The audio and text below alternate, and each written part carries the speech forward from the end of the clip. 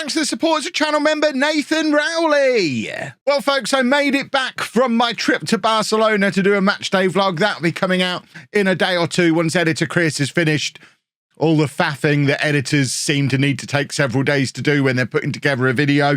But you will be glad to know that I did manage to pick up one of only two 3XL shirts of any kind in the entire store. I don't know, what is this? The fourth choice kit? 95 euros that cost me. I don't understand how Barcelona need all these levers. It is a money printing machine over there. But like I say, match day vlog in a day or two. In the meantime, we'll just have to enjoy my beautiful Mediterranean tan from my recent business trip in 15-degree heat. And I feel like my next job in this save, I'd quite like Roma or Lazio. That might be a good one for footballing and non-city break reasons. Anywhere else good? What's a good city in Germany to work in as a football manager? No other reason.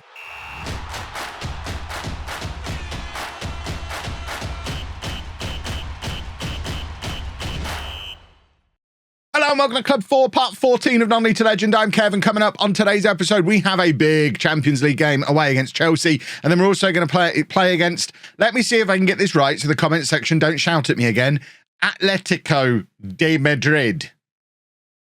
Not Atletico Madrid like every other English person in history has ever called them. Atletico. That seems silly. My favourite comment when we had the Athletic versus Atletico discussion, I say we, when you had that discussion the other day, was, I hope it was ironic, the person in the comments who in capital letters were like, they're spelt completely different ways. I mean, it's just a H missing in the middle of the word in that one. I don't know if that counts as completely different. I hope it was irony. But since you were last with me, this is what has been going on. We have continued our nice little unbeaten run. It goes all the way back to that Liverpool game way back there. This is what La Liga looks like. We are down in third place. However, we do have games in hand over the two teams above us. And frankly, because neither of the teams above us are Real Madrid, we're not that worried. If we win our game in hand, we go top of the league. And if we win our two games in hand over Real Sociedad, we go well ahead of them. So I'm fairly comfortable in the league as things stand. Champions League, this is how we're looking. 4 games in, we're down in 13th place. We really want to be finishing in this top 8, so we miss that first knockout round. So a win here against Chelsea is important, but I will emphasise again, as I have done several times already this season, just how difficult a draw we've been given in the Champions League. Liverpool, Manchester City, Chelsea, Manchester United, I mean, it was basically Inter as well as quite a team that we're likely to struggle against. But we're away against Chelsea, the first of 2 back-to-back away games against Premier League teams. There is no justice in this at all, but fingers crossed, we'll head out there and pick up a victory. This is the team that we're going to be sending to London to try and topple Chelsea. We've got Simon in goal. A back four of, right, hold on, what's Paskev done here? Why is Brandenberger at left back? Why is Sakuna not in the team? I picked this team before I went to Barcelona last week. I've opened the game up. What on earth is going on? Right, Baldi's injured. So, where's the left back we signed? Agostini's also injured, so he can't play left back. Where's the left back we signed? What was his name? Amaferi. Why isn't he in the team, past Kev? I guess because Brandenberger, Lazarov and Araujo are all much better than he is. Can Brandenberger actually play left back? He's a right footer. He is an accomplished left back. I mean, fair enough. Paskev probably had logical reasons for it. Let's go with what Paskev has decided. And then Abad at right back. I mean, I guess dropping any of those 4, really, for Amaferi, who is way, way behind all of them ability-wise. I guess it makes sense to not do that. But playing without a left footer in our back 4 seems risky. We then got De Jong at the base of the midfield, Gavi and La Cruz ahead of him. Why no Pedri, Paskev? Where is Pedri's out on the left wing. I understand. So Pedri on the left wing, Osmani on the right, and Aspas up front. Why no Sakuna? Are we just giving Aspas some game time because he hasn't really had any? That's probably what we're doing. Because remember, it's all coming back to me now. Our priority this season is to win La Liga. We won the Champions League last year. That's old news. We need to win La Liga, and Sakuna is in incredible form in La Liga, so we're saving him for that. So let's get this team submitted. Like I say, sometimes you've just got to trust past Kev and assume he was picking with an amount of logic involved in the decision. And if it does end up going wrong and we end up losing here against Chelsea, at least it's not my fault. It's his fault. And that works for me. Right, what have we got going on in this Chelsea team? We don't know, because we're immediately going into a highlight, and it is going to be Chelsea with a man called Herdling taking the throw. And they've burst into our penalty area here, and I think that must have taken a deflection. If that was a shot that's just kind of looped up into Simon's hands, sorry. Oh, goodness me. The amount of people who say it should be Seaman rather than Simon, who clearly didn't do GCSE German like I did. If it's EI, you pronounce the I. If it's IE, you pronounce the E. That's the one thing I remember from my C-grade GCSE German. And it does. This is why I always pronounce players' names completely correctly, at least if they're German and it has that particular combination of letters in. Not so hot on some of the other nationalities. Brandenburger, I don't know how I feel about our 6'5", very expensive centre-back just kind of dancing around at left back, not really knowing what's going on. He looks a little out of place out there, but I guess it'll be fine. I mean, I might be making a change at half-time here to bring on an actual left back. This is troubling me. I'm not quite sure what the thought process. I mean, I say I'm not sure. I've already explained what I think the thought process was. It just doesn't necessarily make that much sense to me. La Cruz is trying to win the ball back in central midfield here, but unable to do so. And Aspas also chasing around, trying to put a little bit of pressure in, but Chelsea have got him behind our back four here. They've caught us very flat, and they have scored halfway through this first half. We're 1-0 down, and I'm not comfortable with this back four at all. But I also don't think I can take off any of the big three centre-backs halfway through the first half without upsetting them. I guess Abad could come off, and Brandenburger could go to right back, but that doesn't really solve the problem. He's still playing at fullback. Lazarov could go. Yeah, I think we just have to go with it and assume that there is a master plan and it will all work out fine in the end. Osmani playing it back to Abad, who slides it across to Gavi, who tries to get his shot towards goal. It's deflected back to La Cruz, who has the header from the edge of the area. He actually had no one around him. He had time to get that under control and have a proper shot rather than try to head it towards goal from the edge of the penalty area. But the cross comes in now. It's dealt with comfortably by Chelsea, but La Cruz wins it back. But then the Chelsea defender beats Osmani in the air to win it back again. But Osmani's chased back and won the ball back. I'm starting to become an Osmani fan, by the way. I mean, now we've got Brandenburger out on this left-hand side, drilling it across on his weak foot. He doesn't get anywhere near any of our players, so that wasn't ideal. Now Mason Mount for Chelsea. Ball over the top. Chelsea are in again here. But rather than running it on, they take the shot from the edge of the area. I think Simon had it covered anyway. But it remains 1-0. And now Mount with the free kick. This should be where we're pretty comfortable with the amount of giants we've got playing in our back four today. And we have dealt with it relatively comfortably. But Aspas up front on his own doesn't look like he's having the same kind of impact that Sakuna would have. I think that's probably going to be a change we make fairly early in the second half to get Sakuna on up front. Aspas, he was always a frustration when he first joined. And then he eventually got into some kind of goal-scoring form, but it took him a while to get there. And he might be one of these players who just needs to play a lot of consecutive matches to kind of bring himself up to pace. And then once he gets firing, he's fine. But I can't have a player who takes that long. We need to be able to rotate. He needs to be able to drop in and out of the team. Sakuna's one of the best strikers in the world. He won the European Golden Boot last year, scoring goals across 2 of Europe's major leagues. We can't give Aspas 10 games in a row knowing that he'll score in the last 5 of them. That's not really how this is going to work. So he's on thin ice when it comes to his future as a Barcelona player. Right, I think we might just take off Brandenburger and bring on Amaferi.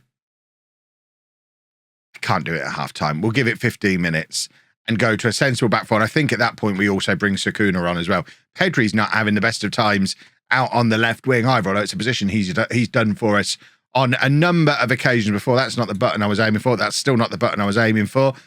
We're trying to encourage the team. Meanwhile, the clock is ticking, and we are now at that hour point, so we're going to make that double change that I've been threatening to make Sakuna and Amaferi on. It's an early change for me, but we need to get back into this game.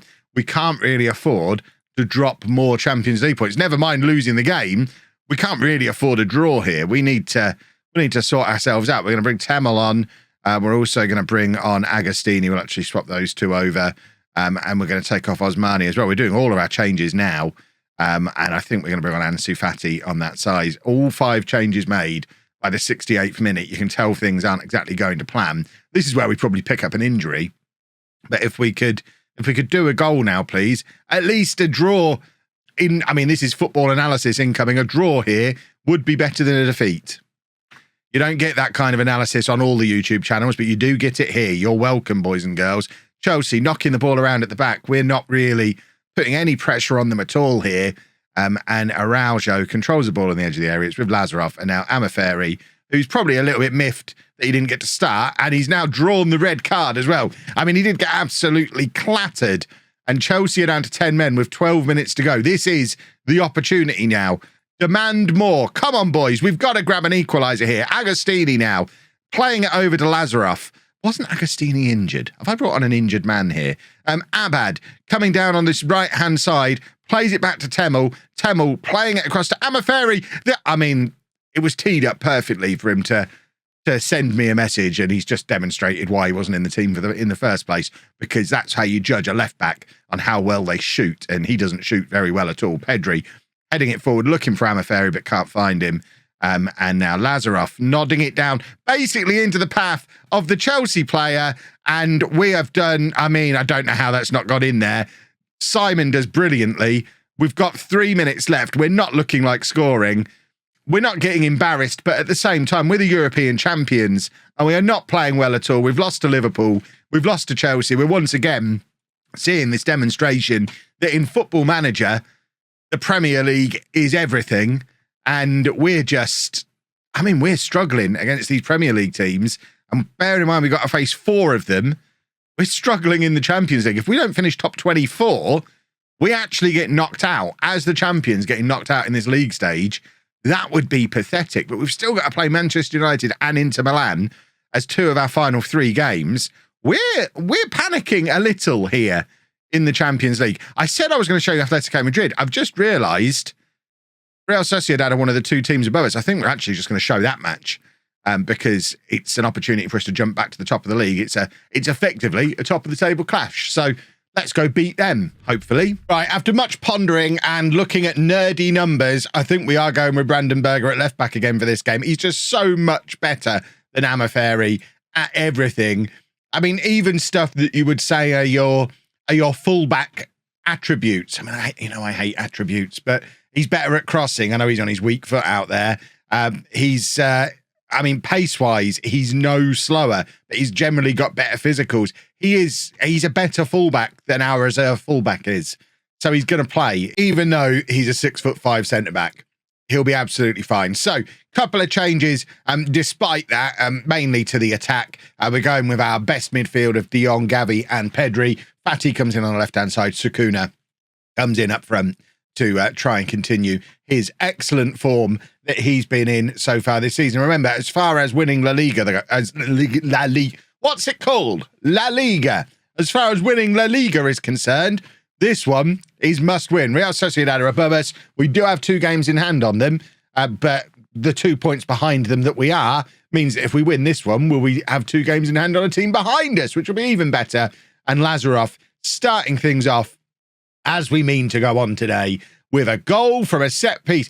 I imagine the board will still say we don't score enough from set pieces, despite the fact that Lazarov and Brandon Berger are both huge threats, and Araujo as well, to be fair. All 3 of our big centre-backs are massive, massive threats from these set pieces, and we do score, I would argue, more than our fair share of them. But it seems that the set piece request from the board is one of those things that he's just broken in Football Manager, and there's just no way to make the board think that you're making the most of set pieces, even though we are. Sukuna showing why he's so much better than Aspas, just absolutely ruining the Sociedad defenders for pace. I apologise for the little jump cuts you're getting here and there. You had another one there.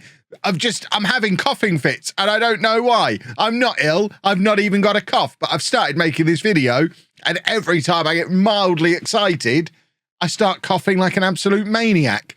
But Sukuna, lovely finish from him. I now need to commentate on the rest of this match without getting too excited and irritating whatever is going on at the back of my throat. Probably aeroplane lurgy, which I could really do without because the match day vlogs keep on coming. I know you've not even had the Barcelona one yet, but we're actually off to, you know how some people describe having a dream match? I'm going to my nightmare match on Saturday. It was, in fact, Sakuna is in here. Let's just watch him score again to put us 3-0 up.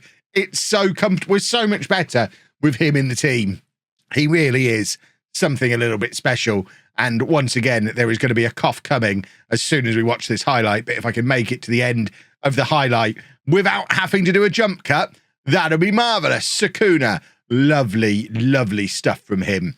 One moment, coughing fit again. But as I was saying, yes, obviously some people have a dream match that they would like to go and see, whether it's their team against a big rival or maybe a Champions League final, World Cup final, that kind of thing. On Saturday, I'm going to my nightmare match. It's a Twitch forfeit, basically. We hit 4,000 subscribers on Twitch, which if you know anything about Twitch, you'll know that is absolutely bonkers. And I set a forfeit that if we ever got there, I'd have to go and do this. We got there, so I'm having to go and do this. I'm going to go and watch MK Dons wearing an MK Dons shirt whilst they play Cambridge United. I'm a Peterborough fan. I strongly dislike MK Dons because of what they did. Real football fans know. And Cambridge are one of Posh's big rivals. So it's two teams, probably the two teams I dislike the most in the universe. What a goal from Pedri. Playing against each other. And I've got to go there this weekend wearing a Milton Keynes Dons shirt. So we've got that on the way as well. So I can't afford to be ill, which is where that was coming from. I'm chatting about a video that's coming up next week while we're absolutely taking apart one of our supposed title rivals. That is a lovely goal from Pedri, though. Absolutely fantastic stuff from him. And it is now 4-0 as we cruise towards half-time and just demonstrate that Real Sociedad... I mean, I said at the start of the video, unless one of the teams above us is Real Madrid, I'm not at all worried because I don't see any of the other teams in this league as any kind of threat. As soon as they play us and play Madrid, they'll get what's coming to them. And that's absolutely what's happening here. And the important thing, rather than how many points behind Real Sociedad we were or how many points behind Villarreal we are, the important thing is how many points ahead of Real Madrid are we? Because we finished 19 points behind them last season. And as it stands right now, we're 8 points ahead of Real Madrid. No games in hand for either team. And having an 8-point gap on them before the halfway point of the season is massive when it comes to making sure we finish above them this year. And if we finish above them, we're going to win the league. It's as simple as that. And priority number one, in fact, only real priority this season, is winning the league. It doesn't matter if, I mean, it would matter a little bit, but ultimately it doesn't really matter if we get knocked out of the Champions League in the group stage, as long as we go on and win La Liga.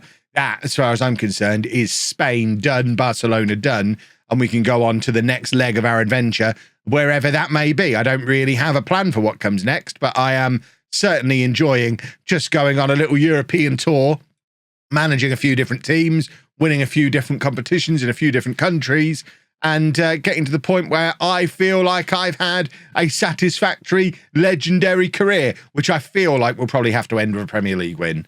I think we've got some unfinished business in England. I don't know that I'm ready to go back to England just yet. I think we've probably... I'd love a trip to Italy. Not a vlog trip to Italy. That would be a nice side effect. But I've not managed in Italy in Non-Elite Legend ever. So I'd quite like to end up in Italy after we're done at Barcelona. But we are getting ahead of ourselves because before any of that can happen, we have to win La Liga, which I guess we are now one step closer towards, because we're so far ahead of Real Madrid. In fact, it's actually... Oh, we've got a game. So we have got a game in hand on them. They must have played later in the day. So we do have a game. They played earlier in the day. They played Atletico as well. Goodness me, they're having a terrible season. But we are only 5 points ahead of them, but we do have a game in hand. But all the same, it's very positive stuff. Let's just try and avoid getting knocked out of the Champions League, eh? That'll be a job for tomorrow. If you've enjoyed that, please make sure you leave a nice big thumbs up on there for me. Subscribe to the channel for daily Football Manager videos. And thank you very much for watching.